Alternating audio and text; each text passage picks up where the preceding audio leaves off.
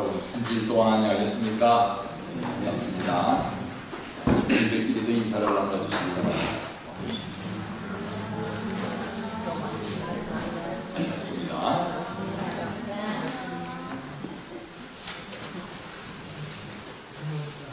성경 말씀을 다시 한번 읽겠습니다. 흑암에 행하던 백성이 큰 빛을 보고 사망의 그늘진 땅에 거하던 자에게 빛이 비치도다. 오늘 읽은 본문 말씀은 이사야 선지자의 기록입니다. 보통 우리가 이사야서라고 이야기를 하죠. 이 이사야서의 첫 대목이 지금 오늘 흑암에 행하던 백성이 큰 빛을 보고 하고 시작을 하고 있습니다. 이스라엘 민족이 처음 시작하기는 이스라엘 민족으로서는 야곱의 후손으로서 시작을 합니다. 그런데 이 사람들이 애굽 땅에 들어가서 400년 동안 노예살이를 하면서 정말 흑암에 가득 찬 이런 고난의 생애를 이어갑니다. 그러다가 이 백성들이 모세의 인도에 의해서 큰 빛을 보고 사망의 그늘진 땅에 거하다가 빛의 땅인 가나안 땅으로 옮겼다 하는 것을 지금 이야기하고 있습니다. 주께서 이 나라를 창성케 하시며 하나님께서 이 이스라엘 백성들이 애굽 땅에서 떠나서 가나안 땅으로 들어올 때까지만 하더라도 참 보잘것없는 민족이었었는데 이 나라가 사울 왕, 다윗 왕, 솔로몬 왕을 거치면서 크게 창성하게 되었다는 것을 이야기하고 있어요.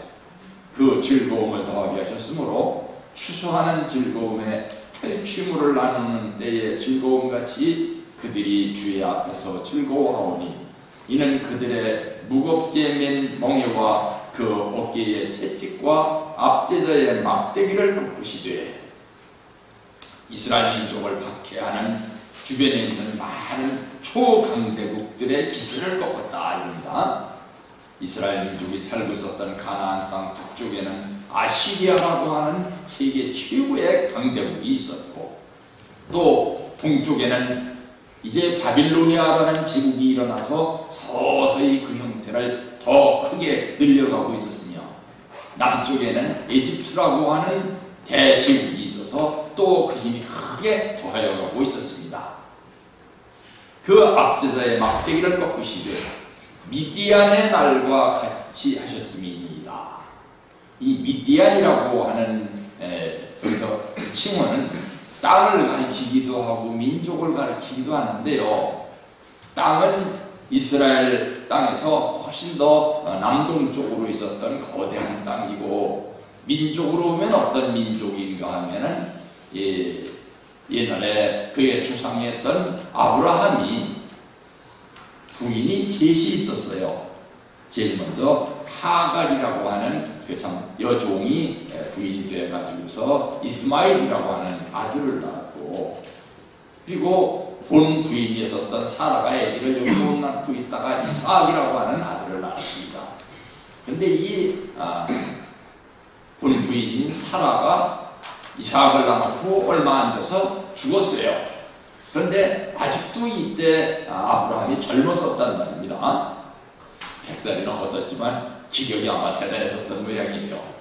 그래서 또 아내를 후처를 맞이했는데 그두라라고 하는 여자를 아내를 맞아들였습니다. 이 그두라에게서 아기를 넷이나 낳았어요. 그 아기들 중에 하나가 누구냐면 미디안이었어요. 이 미디안이 이제 나중에 아브라함이 죽을 때 어떻게 하는가 하면 자기 자손들을 다 불러오는데 이스마엘이며 이삭이며 이 그두라에 오면서 난 네 아들이며 다 불러 모아가지고 공평하게 재산을 나눠줬다 그랬습니다. 공평하게 재산을 나눠주되 땅을 분배를 했어요. 분배를 한다는 게 자기 땅을 분배를 하는 것이 아니라 자기 땅은 그대로 있었던 땅은 이삭에게만 물려주고 이스마엘과 그리고 그두라가 낳은 아들들에게는 멀리 떠나서 다른 땅을 개척을 하라 했습니다. 그래서 이스마엘의 후손들은 오늘날 애굽이 됐고, 또 그두라의 후손 가운데 이 동쪽으로 간 후손이 미디안이 됐습니다. 근데 이 미디안이 나중에 계속 이스라엘로 쳐들어와서 이스라엘을 괴롭히는 것입니다.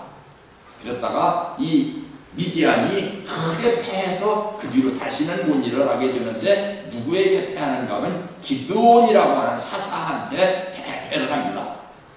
10만이 넘는 대군을 거느리고 왔는데, 기드온이 거느리고 나간 300명의 특공대한테 그 본진이 무너져서 산산이 부서져서 쫓겨가는 뒤로다가는 우리는 10만 대군을 가지고도 이스라엘 300결사대를 이기지 못했다. 그러니까 다시는 이스라엘을 쳐들어갈 생각을 하지 말아야 된다.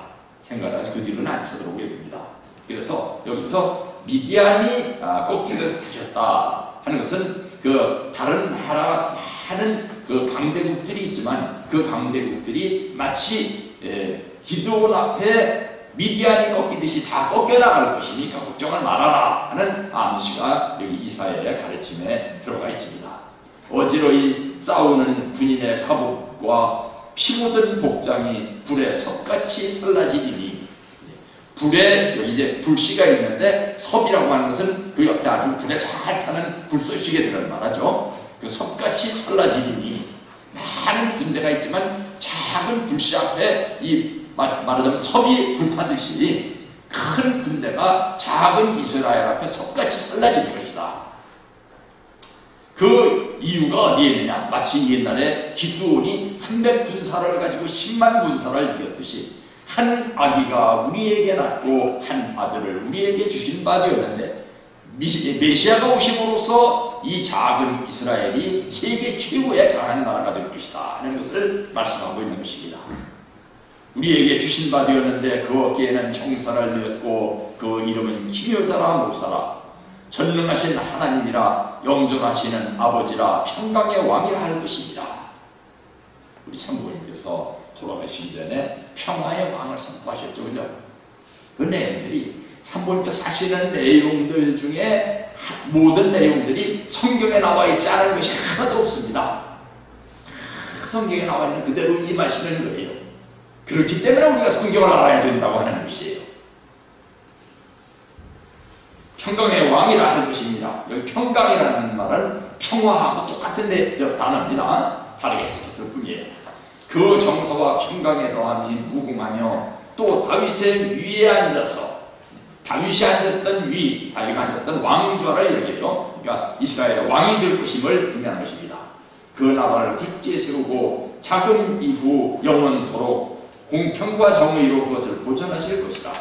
만군의 여호와의 열심히 이를 이루시리라 하는 말씀을 이사야 9장 2절에서부터 7절까지 하고 계십니다.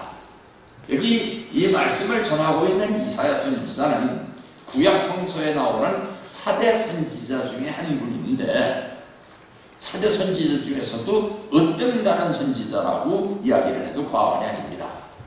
이 4대 선지자는 이사야, 예레미야, 에스겔, 다니엘 4명의 선지자를 이야기하는데, 성경에 구약 성경에 39권이 어느 성경은 중요하고 어느 성경은 중요하지 않은 성경은 하나도 없습니다. 그런데 이 4대 선지자는 특히 뭐에서 두드러진가 하면은 성경 가운데 이 4대 선지자가 지은 책들이 분량이 제일 두꺼워요. 그래서 우선 4대 선지자라고 이야기를 하고, 이 4대 선지자들의 말씀이 그 이후에 나라를 경영하는 데 크게 도움이 됐기 때문에 4대 선지자를 일컫습니다. 이분이 언제 활동했던 분인가 하면은 이사야서를 잘 살펴보면은 이 시대의 역사적 배경이 이런 때구나 하는 것을 알 수 있는데, 기원전 740년경에 하나님의 부르심을 받은 선지자입니다. 그리고 기원전 701년경까지 예루살렘을 중심으로 활동했으니까 북쪽 이스라엘은 가지를 않고 주로 남주 유대에서만 활동했었던 선지자라는 것을 알 수 있습니다. 그럼 왜 북쪽 이스라엘은 가지 않았느냐? 이때 이사야 선지자가 부름을 받을 때는 이미 북쪽 이스라엘은 다 망해버린 때였어요. 그래서 북쪽 이스라엘은 가지를 않고 주로 남주 유대에서 활동을 하고 있었는데, 아까도 잠시 설명을 했지만 북쪽에는 아시리아, 동쪽에는 바빌로니아, 남쪽에는 이집트가 있었는데 북쪽에 있었던 아시리아와 이 남쪽에 있었던 이집트는 좀 오래된 강국들이고 바빌로니아라고 하는 동쪽에서 일어나는 조그마한 나라가 자꾸 커가면서 그 강대국이 돼가지고 나중에 바빌로니아가 아시리아까지 집어먹을 그때쯤에 이 이사야 선지자가 부름을 받았다고 하는 것이에요. 이 이사야서의 중요한 내용은 뭔가 하면은 옳은 길을 가지 않는 유다를 호되게 질책한다 하는 내용입니다. 종교의 분명이라는 것은 어떤 것이냐?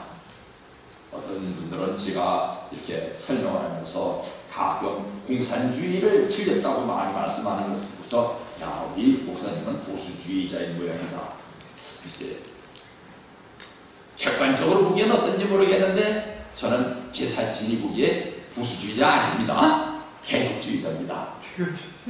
그런데 왜 공산주의를 자꾸 비판을 하느냐? 공산주의만 비판하는 것이 아니죠.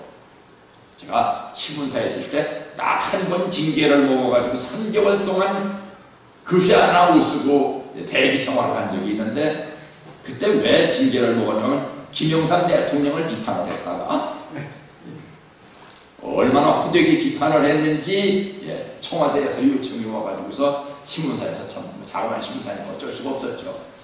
저를 갖다가 그 3개월 동안 정직을 내려가지고서 저쪽에 책상 하나 놓고서 아무것도 안 하고 출근했다가 퇴근하고 출근했다가 퇴근하고 그동안 참 책은 많이 봤습니다. 그랬었던 적도 있습니다. 왜 이런 말씀을 드려드리는가 하면 종교의 본령이라는 것은 보수주의건 진보주의건 간에 정부를 비판하는 것이 종교의 본령이에요. 정부를 잘한다 정부 잘한다는 건 세상에 많죠. 신문도 뭐 어떤 신문이라고 예는 안 드리겠습니다만 정부 잘한다고 칭찬만 하는 신문이 있습니다. 그죠? 역대로 내려오면서 그런 역할을 하는 것이 아니라 선지자의 영역은 어떤 영역인가 하면은 지금으로 하면 언론의 영역과 비슷합니다. 이 이사야도 옳은 길을 가지 않는 유다를 호되게 질책하면서 현세에 내릴 하나님의 심판이 곧 닥칠 것임을 강력하게 경고했습니다. 그리고 유다는 하나님께 불충하고 우상을 숭배하며 교만하고 사악하며 부도덕하고 그릇된 행동을 하는 부끄러워할 줄 모른다는 비판을 받았습니다. 유다가 비판을 받았다는 얘기는 유다라는 사람이 비판을 받았다는 게 아니라 남쪽 유다 왕국이 비판을 받았다 이 말이에요. 유다의 왕이 도대체 이 왕이 뭐 하는 것이냐 하고 비판을 받았다. 왜 비판을 받았는가 하면 북쪽에 있는 아시리아라는 나라가 워낙 강성한 나라다 보니까 이 남쪽으로 내려와 가지고서 북쪽에 있었던 이스라엘을 멸망시켜 버렸다는 말입니다. 그러니까 우리로 말하면은 중국이 쳐내려와 가지고서 북한을 멸망시킨 거예요. 그러니까 남한이면 어떡하겠어요? 야, 이거 큰일 났다. 중국이라는 큰 나라가 북한을 점령을 했으니까 이제 남쪽에는 내일 모레면 또 쳐들어오겠구나. 그러니까 남쪽 유다의 왕이 뭔 일이냐면 예를 들어서 일본하고 동맹을 맺어서 중국하고 대항하려는 그런 생각을 했단 말입니다. 무슨 생각이냐? 에집트하고 동맹을 맺어서 아시리아한테 대항을 하려고 했어요. 그랬더니 이사야가 지금 그것을 비판하는 거예요. 왜 비판하느냐? 사실 군사력으로 치면 그 방법밖에 더 있습니까? 그죠? 그 방법밖에 없는데 여기 이사야가 비판을 하는 이유는 우선 나라 안을 평안케 하고 국민들의 애국심을 고양시켜서 나라를 보존할 생각을 안 하고 나라는 썩은 대로 그대로 두고 남쪽에 있는 에집트하고 동맹을 맺을 생각을 하느냐 이것을 이사야가 비판을 했다는 말입니다. 사실 그렇죠. 나라 꼴이 온전해가지고 국민들이 이 나라는 정말 나의 생명과 같은 나라다 생각을 하게 되면 어떻게 해요? 그 나라를 지키려고 목숨을 바치죠. 국가의 국론이 하나로 모아집니다. 그런데 나라 꼴이 우스워가지고 대통령이라는 사람이 나라 지킬 생각을 안 하고 나라 팔아먹을 생각만 하고 앉았다. 요즘 같으면 뭐 북한에 갖다 바칠 생각만 하고 앉았다. 이러고 앉았으면은 국민들의 생각이 야, 이 나라를 지켜야겠다는 생각을 하겠어요? 국방부 장관이라는 사람이 나라를 지킬 생각을 안 하고 딴 생각만 하고 앉아가지고 국군의 사기가 땅에 떨어졌다. 그러면 국군이 나라를 지키려고 하겠어요? 그런데 요즘에 와가지고 국방장관이나 외무부 장관 같은 사람이 그런 짓을 하면 안 됐단 말입니다. 그래서 제가 비판을 하는 거예요. 여기 이사야도 그래서 비판을 한 것입니다.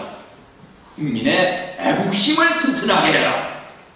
그래서 국민이 추후에 한 사람까지도 이 나라를 지키겠다는 마음이 가득 차게 될 것 같으면 외국이 쳐들어올래야 쳐들어올 수가 없다 하는 얘기를 이사야가 하는 것입니다. 유럽에 가면 그런 나라가 있습니다. 조그마한 나라인데요. 1차 세계대전, 2차 세계대전을 통틀어가지고 어떤 나라도 그 나라는 쳐들어갈 생각을 못했어요. 그래서 그 나라는 2차 세계대전, 1차 세계대전을 통틀어서 한 번도 다른 나라의 침략을 받은 적이 없습니다. 지금도 그래서 지구상에서 제일 평화로운 나라처럼 되어 있고 어느 나라든지 국제회담을 하려면 일본으로 그 나라 땅에 가가지고 국제회담을 하려야 합니다. 어느 나라입니까? 스위스예요.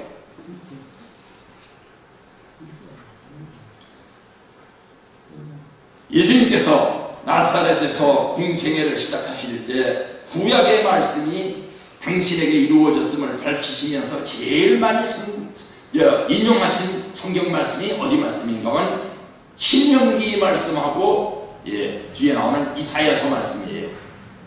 참 신명기라는 이름 참 좋은 이름입니다. 그죠? 생각하지 말아야 참 생각을 하게 만들어요.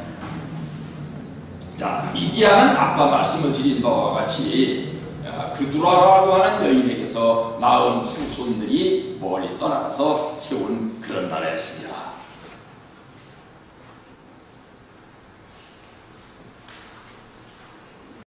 나중에 누가복음에서 이 누가라는 제자는 예수님의 직계 제자가 아니고 사도 바울의 제자였다고 한번 말씀을 드린 적이 있습니다.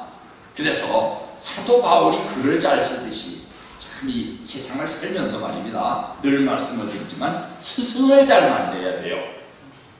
되게 제가 옛날에 참 이런 얘기 참 부끄러운 얘기인데 그럼 해도 되나 안 되나? 총각 시절인데 이 책을 가지고 합기도를 배우러 3년 동안 추우나 더우나 쫓아다닌 적이 있습니다. 아이고, 합기도를 왜 이렇게 배우고 다녔느냐? 우리 참부모님께서는 문약을 원치 않으셨어요. 혹시 평화를 위한 세계인이라는 책에 보면은 참부모님께서 복싱도 하셨다라고 운동을 많이 하셨다는 얘기가 나옵니다. 문약을 원치 않으셨어요. 그래서 제가 고등학교 3학년 때 한참 그 대학 가려고 열심히 공부할 때에도 참부모님께서 지시를 하셔가지고 뭘 배웠었느냐? 정도술이라고 하는 무술을 배웠었어요. 그걸 다른 데서 도장에서 배우는 게 아니라 교회 마당에서 교회 정책으로 배우는 무술입니다. 갑자기 이런 얘기를 하나? 스승을 잘 만나야 된다. 그런데 무술을 배우다 보면 말이죠. 그 무술을 가르치는 사범이 대변이라고 했습니다. 그때는 요즘에는 맞석이라고 하기도 하고 여러 가지가 있는데 대변을 하려면은 스승이 대변을 잘하는 사람이면 그 밑에 있는 제자들이 다 대변을 잘해요. 그러셔서 그렇잖아요. 그런데 스승이 품새 잡는 것만 잘하는 스승이면은 품새는 기똥차게 하는데 대변은 별로더라고요. 그래서 참 스승이 중요하구나 하는 걸 느꼈던 적이 있습니다. 여기 누가도 스승이 바울이다 보니까 글도 참 잘 쓰고 유식하기도 하고 이 다른 마태, 마가, 누가복음을 요한복음을 보면은 이 삼복음이 무슨 소리를 하는 건지 막 이 얘기를 했다 저 얘기를 했다 뒤숭숭하기 짝이 없는데 이 누가복음을 보면은 아주 청연하게 글을 잘 썼습니다. 이 누가가 지금 주로 뭐에 대해서 이야기를 하느냐? 마태복음은 예수님의 족보를 중요시해요. 왜 족보를 중요시하는가 하면은 예수님은 왜 예수님이냐? 예수님의 족보가 좋기 때문에 예수님의 훌륭한 조상 가운데서 태어나서 훌륭하신 분이다. 이게 마태의 생각이에요. 마가는 처음에 복음을 쓴 사람이기 때문에 뭐 그런 게 별로 적이 없습니다. 그런데 요한복음을 보면 요한은 예수님은 조상이 훌륭해서가 아니고 성령의 은혜를 입어서 태어나신 분이기 때문에 예수님이다. 그래서 예수님은 태어나시부터 하나님과 같은 분이셨다. 그래서 참 말씀이 육신이 되어 우리 가운데 거시며 하나님의 영광이다 하면서 예수님을 하나님같이 피어올립니다. 그런데 이 누가는 어떤 분이냐? 우리 원래 제일 가까워요. 성령을 받아서 귀한 가문에서 태어나셨지만 성령 받아서 귀한 가문에서 태어나신 것만이 중요한 것이 아니고 성장기가 좋았다 이거예요. 그게 누가의 입장이에요. 아무리 좋은 가문에서 좋은 환경에서 태어나서 좋은 일을 하고 태어났다 할지라도 그 성장 과정이 좋지를 못하면 훌륭한 분이 될 수 없다. 이게 누가의 입장인데, 그러다 보니까 예수님이 태어난 그 당시의 얘기를 제일 수상하게 기록하고 있는 것이 누가복음입니다. 그래서 써놓기를 다윗의 자손 요셉이라 하는 사람과 정혼한 처녀에게 이르니 누가 천사가 그 처녀의 이름은 마리아라. 그에게 들어가 가로되 은혜를 받은 자여 평안할지어다. 주께서 너와 함께 하시도다 하니 처녀가 그 말을 듣고 놀라 이런 인사가 어찌함인고 생각하며 천사가 일러 가로되 마리아여 무서워 말라. 네가 하나님께 은혜를 얻었느니라. 보라 내가 수태하여 아들을 낳으리니 그 이름을 예수라 하라. 저가 큰 자가 되고 지극히 높으신 이의 아들이라 일컬을 것이요 주 하나님께서 그 조상 다윗의 위를 저에게 주시리니. 아까 다윗의 위라는 게 어디입니까? 이사야서에서도 나왔었죠, 그죠? 다윗의 위를 저에게 주시리니 영원히 야곱의 집에 왕으로 타실 것이며 그 나라가 무궁하리다 하고 예언을 했단 말입니다. 이제 요한복음에 나오는 한 말씀을 읽는데, 그러면 예수님이 나오셔서 무슨 일을 하시느냐? 우리를 거듭나 주시는 일을 하신다 이겁니다. 바리새인 중에 니고데모라고 하는 사람이 있으니 유대인의 가문이라. 그가 밤에 예수께 와서 가로되 랍비여 우리가 당신은 하나님께로서 오신 선생인 줄 아나이다. 하나님이 함께 하시지 아니하시면 당신의 행하시는 이 표적을 아무라도 할 수 없음이니이다. 예수께서 대답하여 가라사대 진실로 진실로 내게 이르노니 사람이 거듭나지 아니하면 하나님 나라를 볼 수 없느니라. 니고데모가 가로되 사람이 늙으면 어떻게 날 수 있사옵나이까. 이 니고데모라고 하는 사람은 이스라엘 민족의 율법사입니다. 이 구약 성경을 많이 공부를 해가지고 이스라엘 민족을 가르치는 선생이에요. 성경 선생입니다. 그 성경 선생이 성경을 아무리 읽어도 이해하지 못하는 부분이 있어서 밤중에 낮에는 찾아오기가 부끄럽고, 예수님은 그때 이단의 교수라고 비판을 받던 시절이니까. 그런데 밤중에 몰래 찾아와서 예수님께 찾아와서 하시는 말씀이 어떻게 해야 천국에 들어갑니까? 그랬더니 예수님 하시는 말씀이 거듭나야만 천국에 들어간다. 그랬더니 니고데모가 아무리 머리를 굴려봐도 그 머릿속에서 거듭난다는 말이 무슨 말인지는 알 수 없다는 말입니다. 저는 우리 자라나는 2세대들에게 성학생들이나 또 우리 원래교회 학생들한테 상상력을 풍부하게 해라 하는 얘기를 많이 합니다. 우리가 보통 머리 좋다고 할 때 그 사람을 뭘만 보고 머리 좋다래니까 기억력 좋으면 머리 좋다래죠, 그죠? 둘째, 그거를 해석하는 능력이 있으면 머리가 좋다 그러는데 주로 응용력을 봅니다. 그런데 요즘에 나와 있는 어떤 지능검사의 방법 가지고서도 테스트할 수 없는 중요한 머리 좋은 부분이 있는데 그게 뭔가 하면 상상력이에요. 상상력이 중요해요. 그저 딸딸딸 외우는 실력만 좋은 사람은 말입니다. 맨날 그거밖에 몰라요. 선생님이 가르친 거밖에. 그래서 여기서 한치도 넘어가지를 못합니다. 이 니고데모스도 아마 머리는 좋았었던 사람일 거예요. 그죠?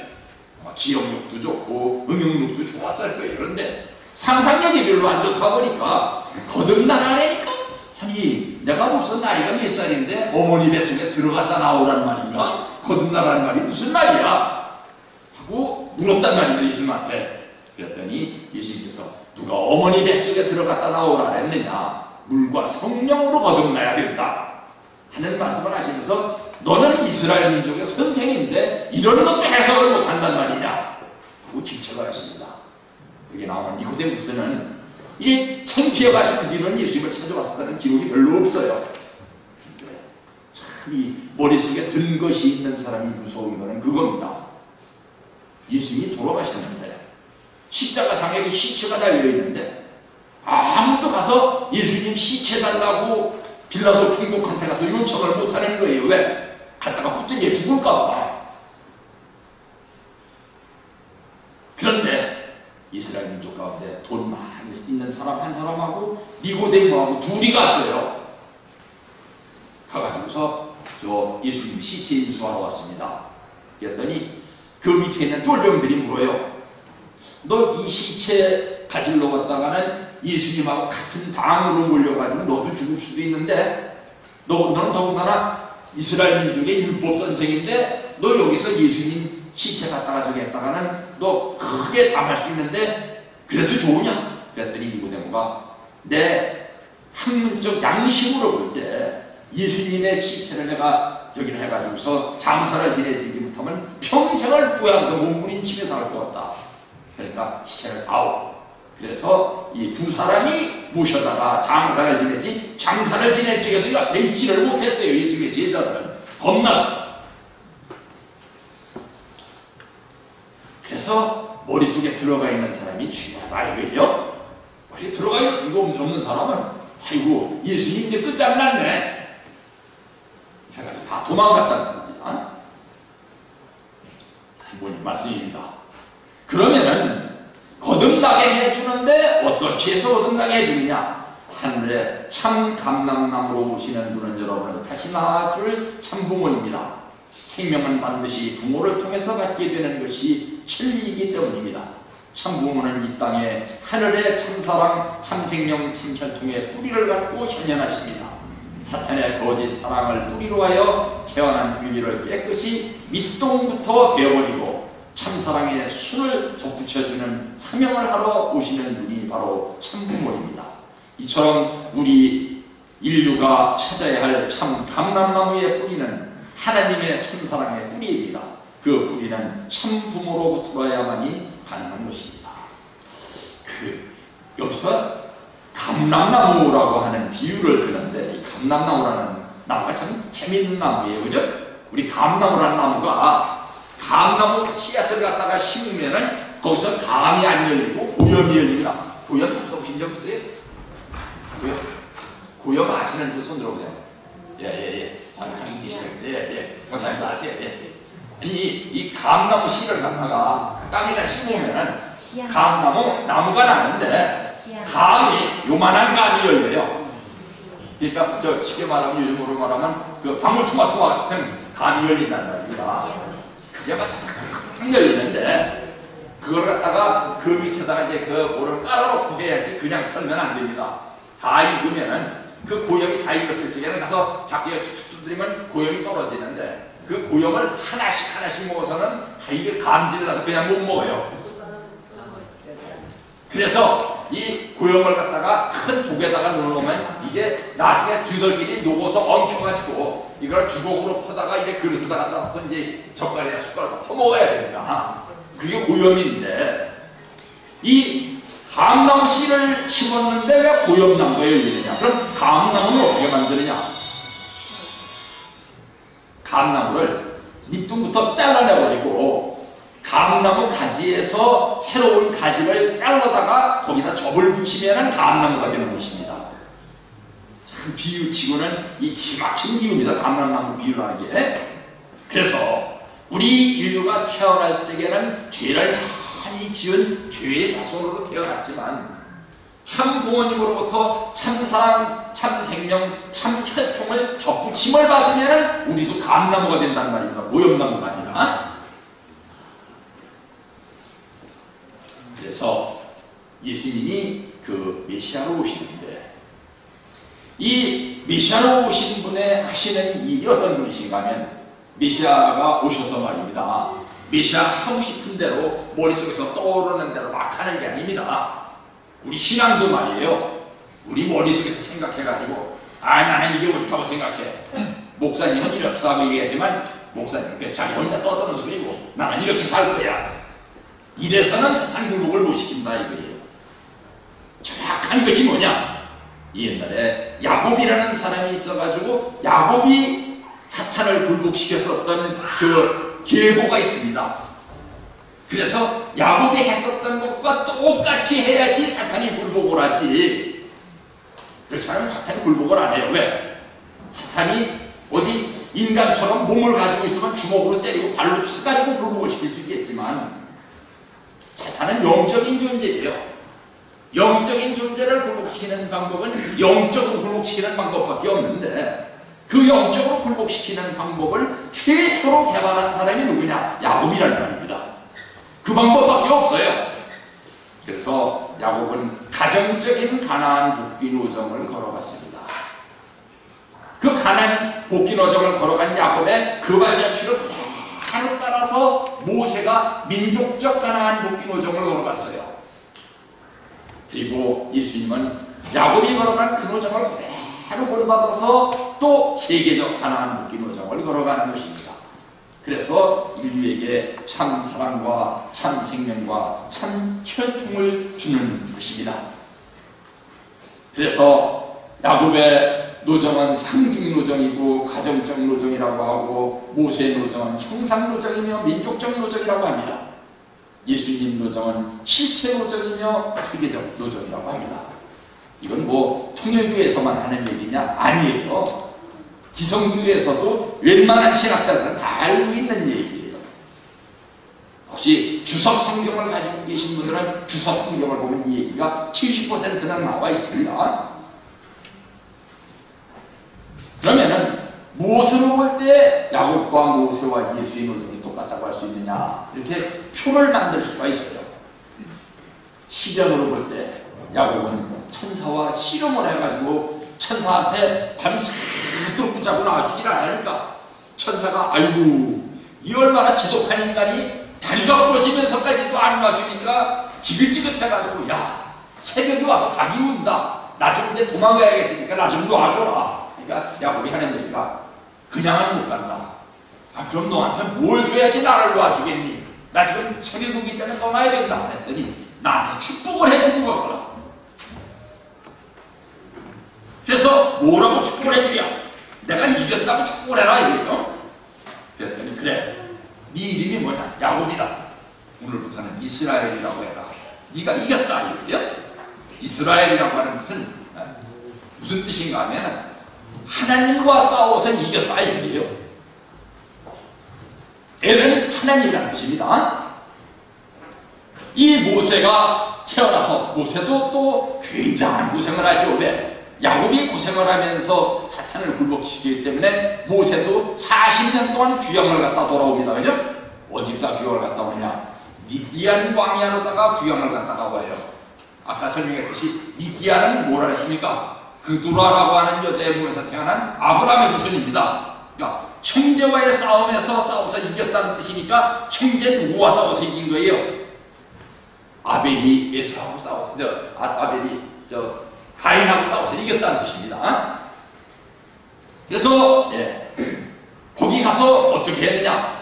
싸워서 이긴 것이 아니라 그 미디안의 제사장인 이드로라고 하는 사람을 감동을 시키죠. 그죠? 감동을 시켜가지고 나중에 이 이드로가 모세한테 얼마나 감동이 됐는지 자기는 그두라의 후손의 제사장인데도 불구하고 나중에 모세가 사막에 나와 있다는 것을 알고 가서 모세한테 협조를 해줍니다. 그리고 그두라의 후손 가운데 일부는 모세를 따라서 가나안 땅으로 들어가겠다고 자원까지 하고 나와요. 여기서 가인이 아벨한테 굴복하는 노정이 있었기에 또 예수님은 사탄과의 상대 시험에서 이길 수 있었단 말입니다. 그리고 영육복귀라고 하는 과정이 똑같아요. 야곱은 떡과 팥죽을 가지고 예수를 굴복시켰는데 모세는 이스라엘 민족을 만나와 메추기를 가지고 굴복을 시킵니다. 그리고 예수님은 떡과 포도즙을 주시면서 자, 먹고 마셔라. 이것은 내 살과 피다. 말씀하셔가지고 예수님의 제자들을 굶기십니다. 그리고 시체가 간 곳이 없죠. 세 분이다. 그죠? 그래서 이 내용들을 쭉 보면은 무엇을 할 수 있느냐. 야, 야곱이 모세의 노정에, 모세가 예수님 노정에 본보기 노정이 됐구나. 이것을 알 수 있습니다. 그러면 여기서 한 가지 더 우리가 공부하고 넘어야 될 것은 뭐냐. 하나님께서 전에도 말씀드렸지만 역사와 역사가 있는데 하나의 앞에 계셨던 역사는 히스토리를 얘기하는 것이고 뒤에 나오는 역사는 프라비덴스를 얘기하는 것이에요. 앞에 나오는 역사는 지나온 옛날 얘기를 얘기하는 것이고 뒤에 나오는 프라비덴스라는 건 뭐냐. 하나님께서 역사를 이렇게 만들어 가셨다 이거예요. 역사. 하나님의 역사는 어떻게 이루어졌는가 하면요. 공산주의자들은 자꾸 뭐라고 그러냐. 역사가 이렇게 진화론적으로 발전됐다고 얘기를 해요. 역사가 그렇게 발전되지 않았습니다. 어떻게 발전됐느냐. 이렇게 올라갔다가 뚝 떨어졌다가 또 올라갔다가 뚝 떨어졌다가 다시 올라오는 거예요. 저 시간에 참 설명했기 때문에 반복 설명은 피하겠습니다. 그래서 하나님께서 예수님을 보내실 때에 어떻게 해서 보내셨느냐 하는 것을 지금부터 우리가 잠시 알아보기로 하겠습니다. 하나님께서 예수님을 보내시는데 그냥 보내실 수가 없어요. 왜? 이분이 메시아라는 것을 표징을 줘가지고 보내야, 그리고 이분이 메시아로 오실 것 같으면 일을 다 하실 수 있도록 털을 닦아놓고 보내야, 그래야지 지상이, 좋은 지상이 올 수 있다 이 말입니다. 그래서 예수님을 지상에 보내시기 전에 알렉산더 대왕이라고 하는 큰 영웅을 내셨어요. 그 초등학교 다닐 때인데 저는 참 참 아버지가 참 존경스러운 분이긴 했지만 공부를 많이 하시는 분이 아니었기 때문에 그런 걸 몰랐는데, 저하고 아주 단짝 친구였던 친구는 지금 우리나라에서 아주 유명한 과학자입니다. 포항공대 교수가 지금 있는데, 그 친구는 자기 아버지가 선생이기 때문에 별 얘기를 다 들려줬어요. 초등학교 때부터. 아까 얘기했지만 스승을 잘 만난다는 것은 참 중요한 것입니다. 뭐 여러분한테 스승이 될지 안 될지 모르겠지만 여러분들도 오늘 저한테 들은 이 얘기가 나중에 어떤 보물이 될지 몰라요. 아마 대한민국에서 저한테만 이런 얘기 들을 수 있지 딴 사람한테 못 들어요. 알렉산더 대왕이라는 사람이 있었는데, 아까 그 친구 얘기를 하는가 하면, 그 친구가 와가지고 저한테 툭치면서 얘기하는 거예요. 초등학교 6학년 때. 야, 너 세계 4대 영웅이 누군지 알아? 제가 어떻게 들은 데가 있어야 말이죠. 참고서 여기 나오는 얘기도 아니고. 몰라. 그랬더니 누구 얘기를 하는데 알렉산더 대왕이라는 얘기를 하는 거예요. 제가 그래도 책은 꽤 많이 읽었는데 알렉산더 대왕이라는 얘기는 처음 들었단 말인가 그때. 알렉산더 대왕이 누구냐 그랬더니, 야, 책 좀 읽어. 되게 창피하더라고요. 이 알렉산더 대왕은 어떤 사람이냐. 세계적인 대제국을 건설했었던 사람인데, 이 많은 나라들이 다 알렉산더 대왕의 제국에 들어가 있었습니다. 그리스, 유고슬라비아, 터키, 이라크, 이스라엘, 이집트, 이란, 그리고 아프가니스탄, 파키스탄까지 이르는 대제국을 건설했었던 사람이 알렉산더 대왕인데, 이 사람도 자기 자신이 그냥 훌륭했었던 것이 아니라 그 스승이 훌륭했어요. 누군지 아시죠? 그 스승이 아리스토텔레스라고 하는 사람이에요. 이 아리스토텔레스라고 하는 세계적인 대학자가, 플라톤의 직계 제자가 필립으로부터 초청을 받아가지고 그 아들을 교육시켰는데, 그 사람이 알렉산더 대왕이 된 것이에요. 세상에는 영웅은 영웅이라고 하고 그냥 권력자는 가능이라고 합니다. 그죠? 예를 들어 삼국지라는 소설이 있는데 거기 보면 조조를 영웅이라고 하는 사람은 없어요. 조조는 가능이라고 하죠. 그죠?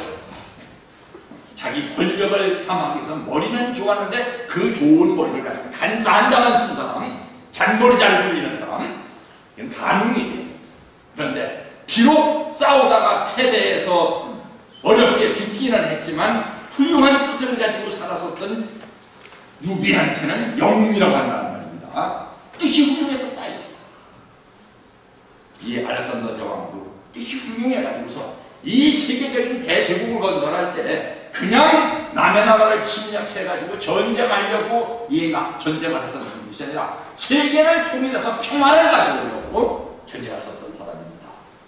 그래서 그 특징이 뭔가 하면 이 대제국을 건설한 다음에 뭘 했느냐, 저 위에서 했지만 히라보를 요즘으로 말하면 영어같이 세계 공용어로 만든 것입니다. 히라보를 공용어로 만든 게 뭐게 대단히 중요해요. 예.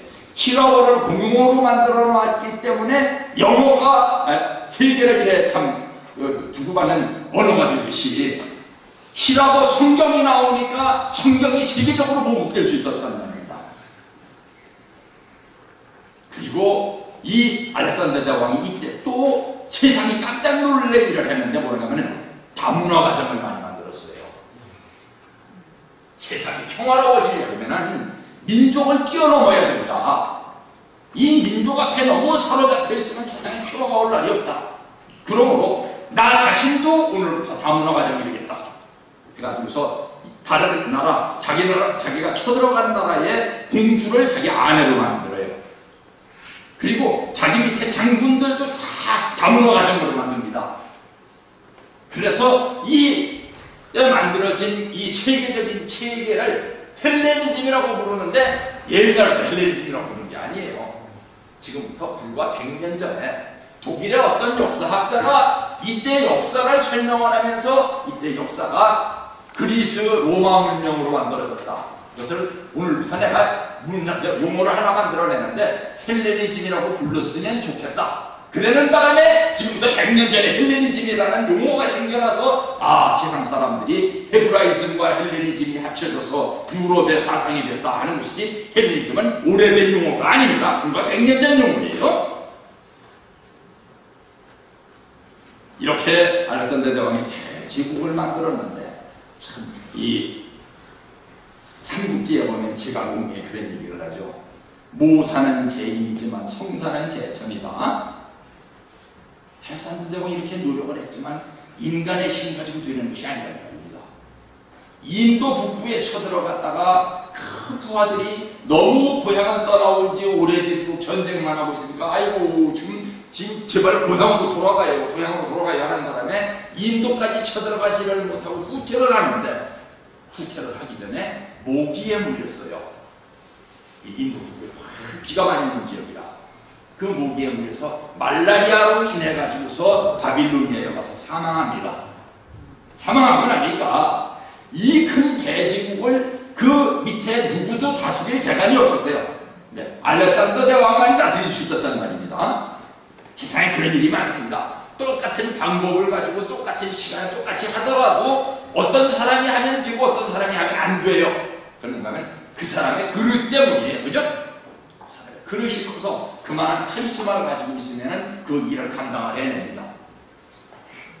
그래서 여기 보여드린 지도는 뭔가 하면은 알렉산더 대왕이 죽은 뒤에 그 밑에 있는 장수들이 나라를 쪼개가졌는데 다른 나라는 다 망해버리고 두 개의 나라가 남아가지고 천하를 통치를 하게 됩니다. 셀레우코스라고 하는 장군과 프톨레마이오스라고 하는 장군이 세계를 나눠가지고 둘로 다스리는데 이 프톨레마이오스는 에집트를 다스렸고 이 위에 있는 땅은 다 셀레우코스가 다스렸단 말입니다. 그러다 보니까 이스라엘 나라가 어디에 두게 되느냐? 이 두 나라가 싸우는 정중앙에 처했어요. 그러면은 왜 이 큰 두 나라가 이스라엘 나라를 사원 가운데 두고 있었는가 하면은 이스라엘 나라가 누가 와도 범할 수 없는 단결력을 가지고 있었단 말입니다. 그러니까 이거를 못 넘어서 가지고 두 나라가 싸우고 있었는데 결국 이렇다 보니까 중간에 고래 싸움에 새우 터지는 격이죠. 이 나라가 쳐들어올라고 저 나라가 쳐들어올라고 이런 때에 누가 태어났느냐? 이사야가 태어났단 말입니다. 제가 실수했습니다. 이런 때에 어떤 일이 일어나는 건 마카비라고 하는 사람이 있었어요. 성경을 개신교에서는 구약 성경을 39권만 보고 있습니다만 가톨릭에 가면은 구약 성경이 개신교에서 보는 것보다 많아요. 그 숫자가 많은 개신교에서 안 보는 성경을 외경이라고 부릅니다. 그 외경 가운데 보면 마카비서라고 하는 성경이 하나 있어요.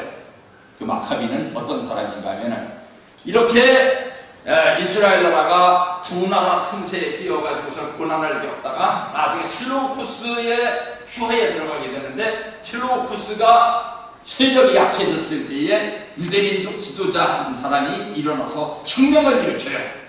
우리가 언제까지 남의 나라 종노릇을 해야 되느냐? 우리는 더 이상 종노릇할 수 없다. 그런데 여기서 한 가지 짚고 넘어가야 할 것은, 이스라엘 민족이 과거에는 12부족으로 나눠가지고 그렇게 싸움질을 하고 남의 나라가 쳐들어오면 당할 수밖에 없었고, 옛날에 바빌로니아가 쳐들어왔을 때도 당했고,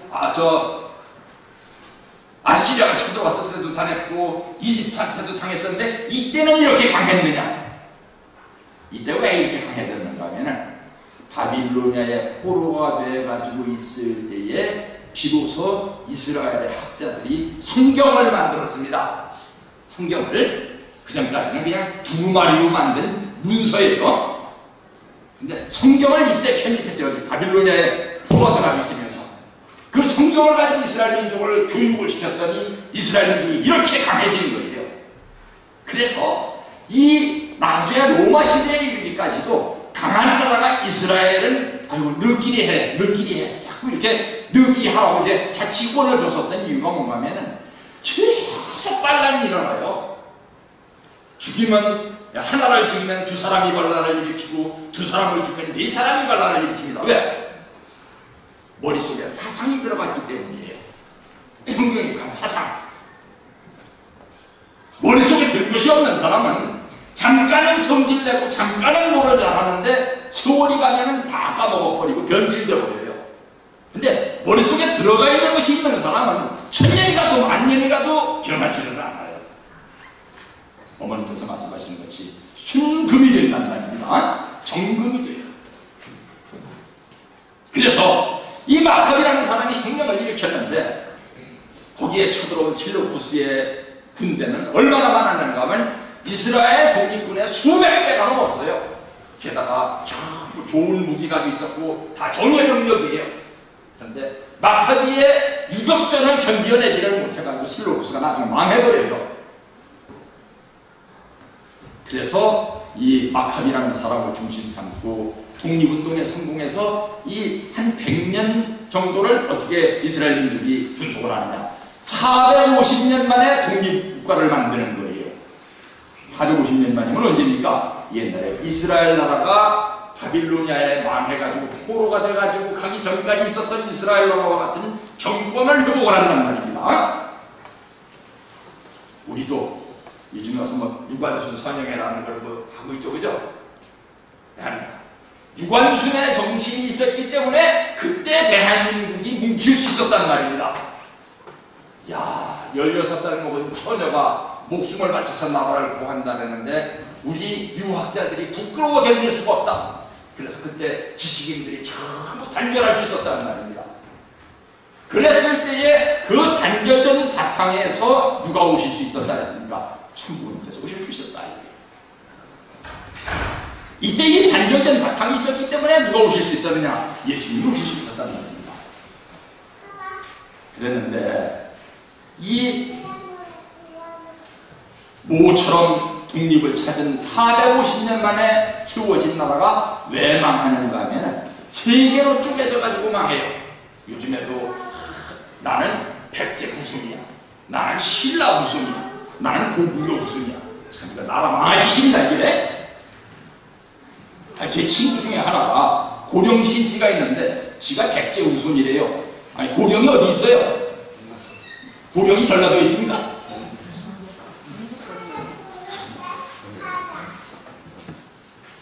아니면은 또 뭐 나주를 본으로 하는 어떤 성씨가 경상도 산에 와서 자기가 신라 후손이다.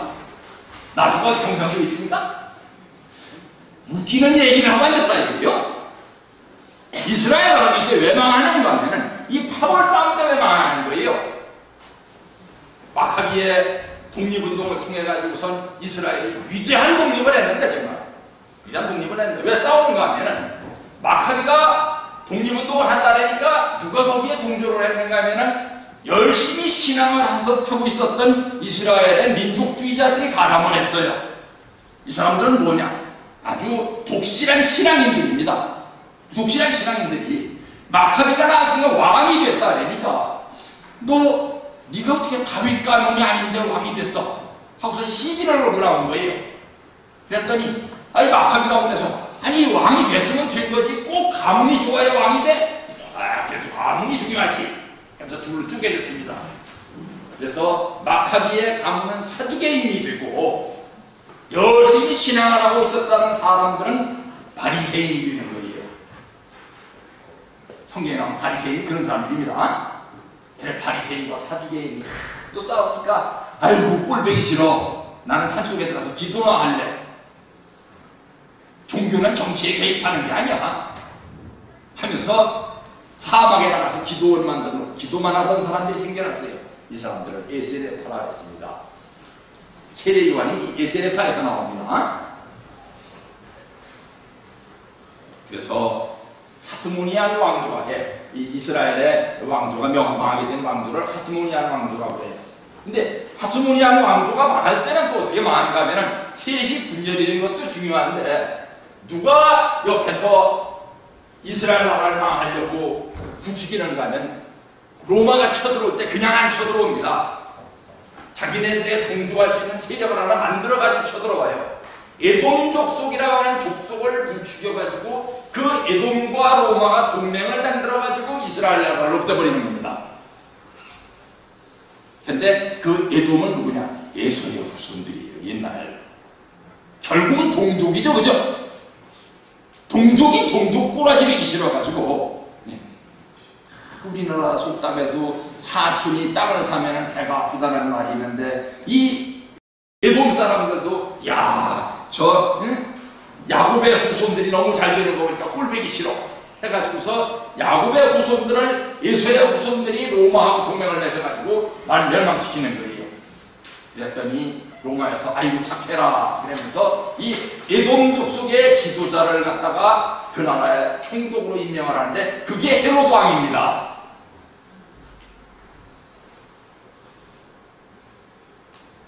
우리나라 이렇게 돼서는 안 됩니다. 고구려가 신라 꼴보기 싫다고 백제하고 동맹을 맺어가지고 지금 신라를 공격하는 것 같은 그런 꼬라지입니다. 꼬라지가. 그래서 로마 제국이라는 것이 이렇게 만들어지는데 로마 제국은 옛날 알렉산더 제국보다도 훨씬 더 크죠, 그죠? 지중해를 전부 통일해가지고 이 많은 나라들이 전부 로마 제국의 한도 안에 들어갑니다. 여기서 로마가 더 쳐들어갈 수도 있었어요, 북쪽으로. 그런데 옥테비아누스 시저라는 시저의 아들이 뭐라 그랬는가 하면은 다누브강 북쪽으로는 올라가지 말라 그랬습니다. 네, 다누브강 북쪽까지 올라가면 다스리기가 힘들다 이거예요. 그래서 여기까지 멈추고 말았습니다. 자, 여기까지 역사를 공부하고 그다음에는 엘리야에 대해서 알아보겠습니다. 왠가 하면은 말라기서 성경에 보면은 말라기 선지자가 뭐라고 이야기하는가 하면 크고 두려운 날이 이르기 전에 엘리야 선지자를 먼저 보내가지고서 털을 닦아놓은 다음에 메시아를 보내준다 했습니다. 이 엘리야 선지자는 어떤 사람입니까? 하나님이 세계적인 노정을 닦아나가셔야 되는데 사탄 굴복의 본복인 노정을 야곱이 걸었는데 이제 민족적 복인 노정에서 승리를 해야만 그 민족이 메시아를 보낼 수 있다는 말입니다. 근데 그 민족적 복귀 노정을 닦아야 되는 모세가 말년에 결정적 실수를 하나 합니다. 뭘? 집행해가지고 반석을 2번을 쳤어요. 그 바람에 가인이 배반하는 날이면 아벨은 언제든지 죽을 수 있다는 조건이 세워진 것이에요. 그래서 하나님께서 어떻게 하셨느냐?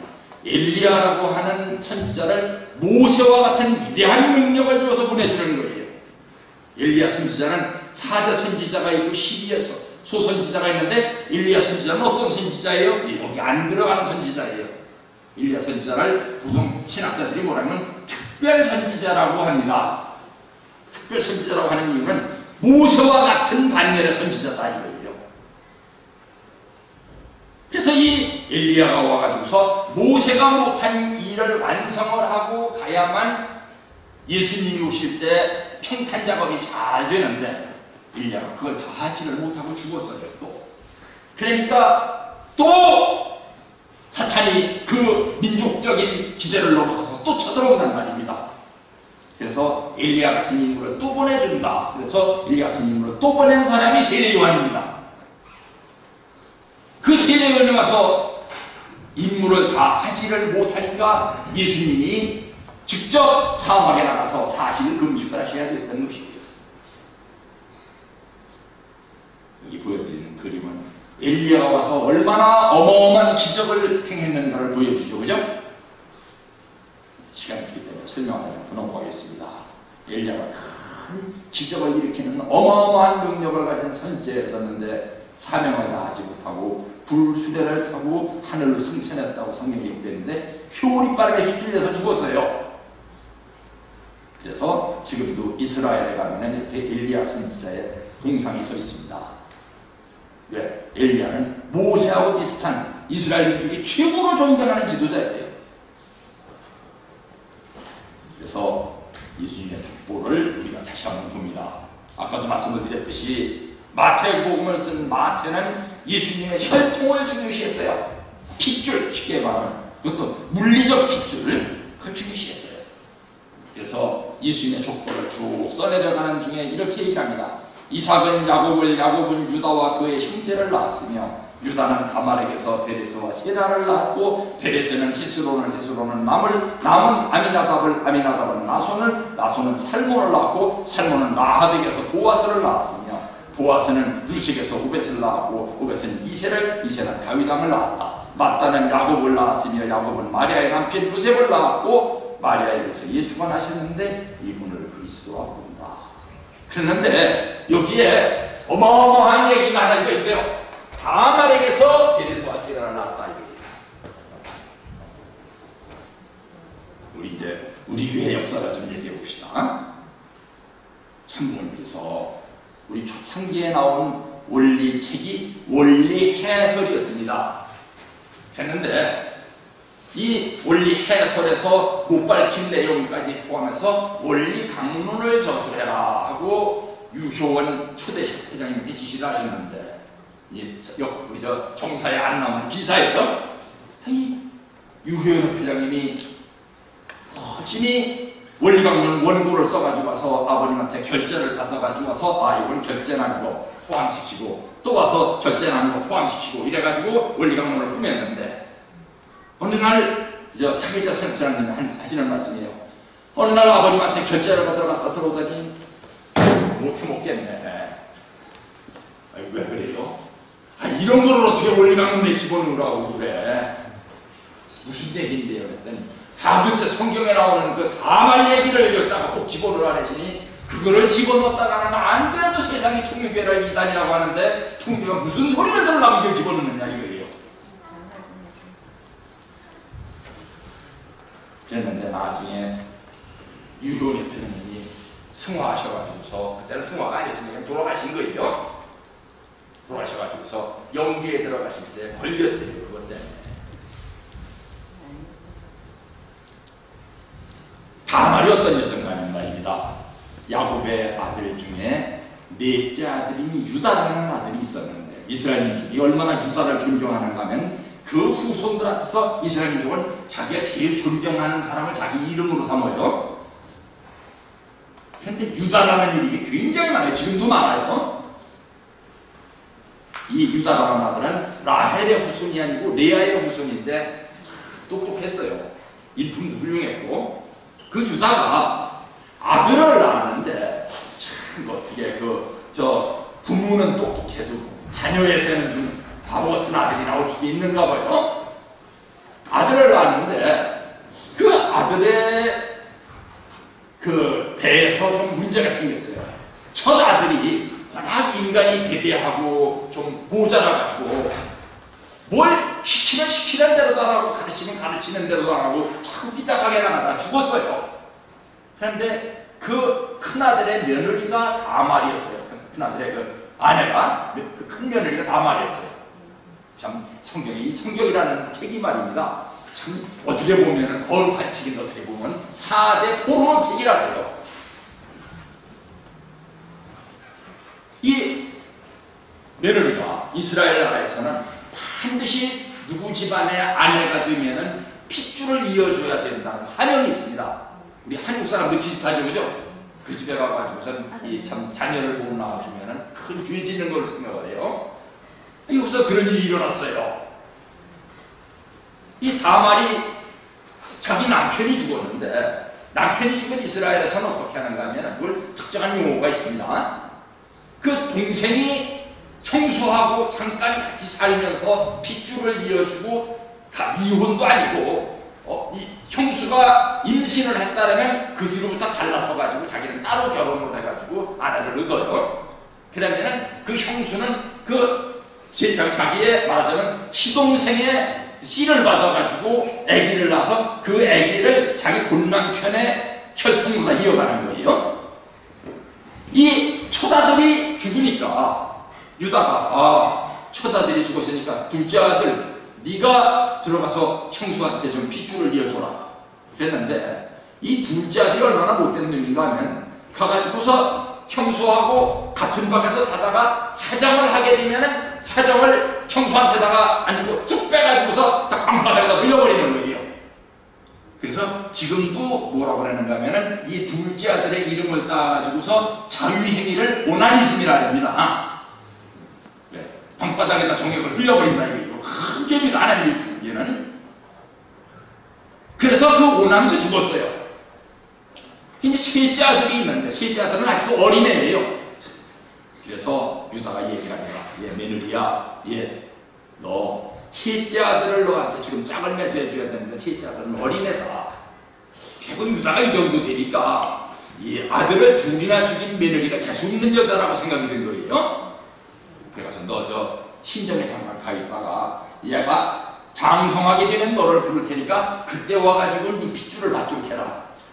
그래서 이 다말이라는 여자가 친정에 가 있는데 막내 시동생이 장성해가지고 결혼할 나이가 다 됐는데도 안 부르는 거예요. 그러니까 이 다말이라는 며느리가 할 수 없다. 그렇다면 시아버지 혈통을 이어야지. 그래서 창녀인 것처럼 분장을 하고 신전 앞에서 기다리고 있다고 하는 것은 시아버지한테 핏줄을 받아가지고 아기를 낳습니다.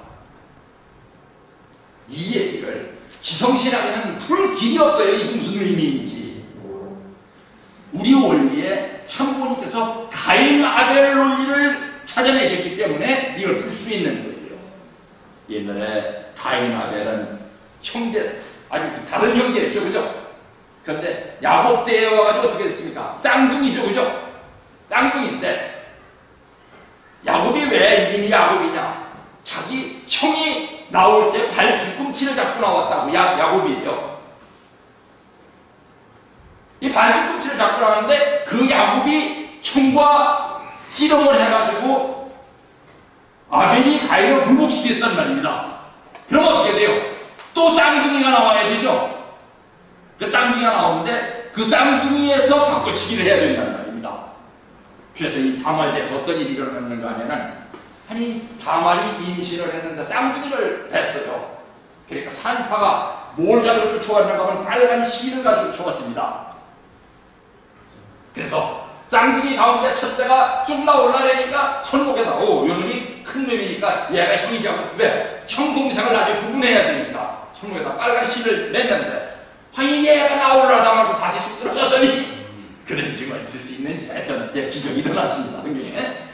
이 애기가 쭉 들어가더니 나중 나와야 될 애기가 먼저 나오는 거예요. 그게 베레스예요. 그래서 원래 동생이 형을 밀치고 나와서 베레스가 됐단 말입니다.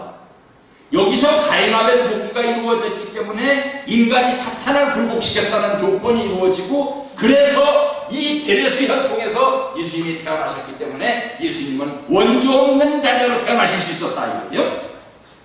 어마어마한 이론이 참, 이거 통일원리 아니면 풀 수 없는 비밀이 여기 있는데, 이거를 아버님께서는 집어넣으라고 하시고 그 얘기까지 집어넣었다가는 세상에 며느리가 시아버지하고 통정을 해가지고 아기를 낳았다는 얘기가 그게 하나님의 정통이라고 얘기를 해야 되니, 그랬다가는 더 이단 소리를 듣는다고 집어넣지 않겠다니까 참부모님은 또 제자들이 태어나겠다려면은 하지 말라 그러십니다. 왜? 믿음의 기대와 실체 기대가 조성된 가운데에서 이 원리가 선포돼야지 그게야 조성이 되지 않는 가운데서 원리가 선포되면 안 된다는 것이 야곱의 원칙이에요. 그래서 그럼 하지 마라. 해놓고 얼마나 서운하신지. 저희들이 고등학교 3학년 때인데 수택리에 모였더니 고등학교 3학년들만 쭉 있는 가운데서 무슨 말씀하시다고 해서 너희들 베데스와 세라 알아? 아니 이게 뭐 있었겠어요. 그때 원리에도 안 나오는 얘기인데 아무도 강의도 안 하고. 그랬더니 이런 거야 하고 설명을 해주시더라고요. 지금도 원리 강의는 안 나옵니다. 그래서 다말이 있었기에 다말이 없었으면 이루어질 수 없었던 역사가 일어났고, 그래서 예수님이 이 가문에서 태어나실 수 있어서 마태복음에 족보를 쭉 쓰면서 이걸 알았는지 몰랐는지 몰라도 다말이 있었기에 다말의 혈통을 이어가지고 예수님이 태어나셨다 하는 얘기를 써놨다는 말입니다. 참 성경은 그러고 보면 위대한 책입니다. 죽어도 쓸 거를 쓴 거예요. 우리 요즘에 와서도 무슨 일을 하다 보면은 꼭 해야 되는 말인데도 야 이거는 좀 남들이 뭐라 그랬지도 모르니까 하지 말고 살짝 넘어가자 이래죠, 그죠? 성경은 그런 게 없어요. 이게 다말이 그 시아버지로부터 참 시를 받는 그림입니다. 이게 성경을 그렇게 욕하고 비웃으면서도 너무 중요한 일이기 때문에 그 뒤에 화가들이 다말을 주제로 해가지고서 그림을 많이 그렸고요. 다윗 왕까지도 공주를 낳았는데 이름을 누구로 지었는지 아세요? 다말이라고 지었어요. 어떻게 생각하면 굉장히 부끄러운 얘기인데 부끄럽지만 사실이고 중요하다. 그래서 이렇게 원죄 없는 자녀가 태어나는데 그 자녀가 태어나는 과정은 어떻게 되어 있는가 하면 예수님이 누구 가문에서 태어났다 그랬습니까? 다윗 왕 가문에서 태어났다 그랬죠. 그런데 이름을 예수라고 지었습니다. 오늘 설교의 제목입니다. 이름을 예수라고 해라. 예수는 누구의 이름인가 하면 여호수아하고 똑같은 이름이에요. 여호수아는 누군가 하면은 요셉의 후손인 누굽니까? 요셉의 후손이 둘이 있었죠, 그죠? 에브라임과 므낫세. 에브라임의 후손입니다. 여호수아는. 그러니까 유다 가문과 또 다윗 가문을 뒤를 이었단 말입니다. 그리고 누구의 가문의 뒤를 또 잇는가 하면은 사가랴는 누군가 하면은 레위의 자손이에요. 그러니까 레위 그리고 유다 그리고 요셉 이 삼형제의 그때 최고 큰 가문들의 이름을 다 따고 나가지고 태어났기 때문에 예수님께서 이스라엘을 통일할 수 있었던 것입니다. 그래서 천사가 와서 마리아에게 증거를 하기를 보라 내가 수태하여 아들을 낳으리니 그 이름을 예수라 하라. 이런 역사가 얽혀있는데 이런 내용을 모르면은 글쎄 우리 원리가 글쎄 뭐 어디는 맞는 것 같은데 안 맞는 것 같기도 하고 잘 모르겠어 이렇게 된단 말입니다.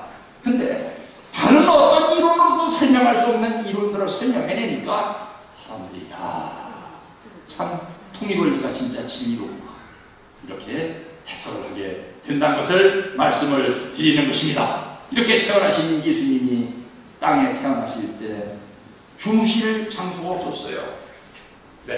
옥테비우스 시저가 전 로마 영토에 있는 사람들을 다 호적을 만들어라. 그런데 호적을 만들려면 예수님의 아버지인 요셉이 어디로 가야 되는가 하면 옛날 다윗 왕이 있었던 곳으로 가야 된다는 말입니다. 다윗 가문이니까. 다윗 왕이 있었던 곳은 예루살렘이에요. 그래서 저 나사렛에서부터 나귀를 타고 만삭이 된 아내를 나귀에다가 태워가지고 어디로? 예루살렘으로 가다 보니까 호적 초본 만들려고 호적 등본 만들려고 예루살렘을 향해 가는 사람들이 얼마나 많았는지 연말마다 가득 차가지고 방이 없었어요. 그래가지고선 우리 아내가 만삭인데 이슬을 맞으면서 자기 할 수는 없지 않습니까? 여기는 또 밤만 되면 영하로 떨어지는 곳이에요. 낮에는 막 뜨겁다가 사막이니까 이슬을 맞으면서 자기 할 수가 없지 않습니까? 그랬더니 여관 주인이 저쪽에 마구간이 있는데 와서 잘래요? 마구간이라도 피할 수 있으면 좋겠죠. 마법관에 가는 해피는 그날의 길을 나와가지고서 말 구유에다가 예수님을 태어나게 했습니다. 왜? 제일 낮은 소생급에서부터 출발을 해서 장성급, 완성급, 장성기, 소생급, 완성급, 완성기, 소생급, 장성급, 완성급 이래야만 완성이 될 수 있겠기 때문에 낮은 자리에서 예수님께서 태어나신 것입니다. 그래서 말구에서 태어나신 것이에요. 그래서 사람이 거듭나야만 한다는 얘기를 나중에 예수님 하신다는 거예요. 우리가 거듭나려면 가장 낮은 자리에 가서 거듭나야 됩니다. 우리 성모님도 무슨 말씀하셔요? 가장 낮은 자리로 가. 내가 조금 올라갈 수 있으면 더 낮은 모습을 내려가. 내가 힘을 써서 이길 수 있다고 생각하면 한 대 더 맞아. 맞고 빼앗아 오는 것이 하늘의 진리입니다 하고 말씀하셨던 것입니다. 그래서 오늘은 원리 강의 순서에 따라서 예수님 도전을 강의하는 시간인데 예수님 도전 초반기를 이렇게 말씀을 드린 것이 되겠습니다. 함께 기도하시겠습니다. 하늘 부모님, 천진 천부모님 감사드립니다. 예수님을 보내시니까 하늘 부모님께서 지키셔야 했던 기막힌 누정들을 오늘 공유했었고, 특히 다만과 같은 여인이 있었기에 아버지의 역사를 이어질 수 있었던 기막힌 역사를 말씀을 드렸사오니 아버지의 심정을 치유할 수 있는 이 자리가 될 수 있도록 인도하여 주시기를 간절히 빌고 원하옵니다. 가장 낮은 자리에서 출발해서 가장 높은 자리에 올라갈 수 있다는 사실을 명심을 하고 맞고 빼앗기는 자리에서 승리의 기틀을 찾아 나아가면서 야곱이 그러했듯이 이스라엘이라고 인정을 받을 수 있는 축복 중심 가정들의 삶이 될 수 있도록 인도하여 주옵시기를 간절히 빌고 원하면서 이 모든 말씀을 축복 중심 가정 이재승의 이름으로 보고드려 싸움나이다.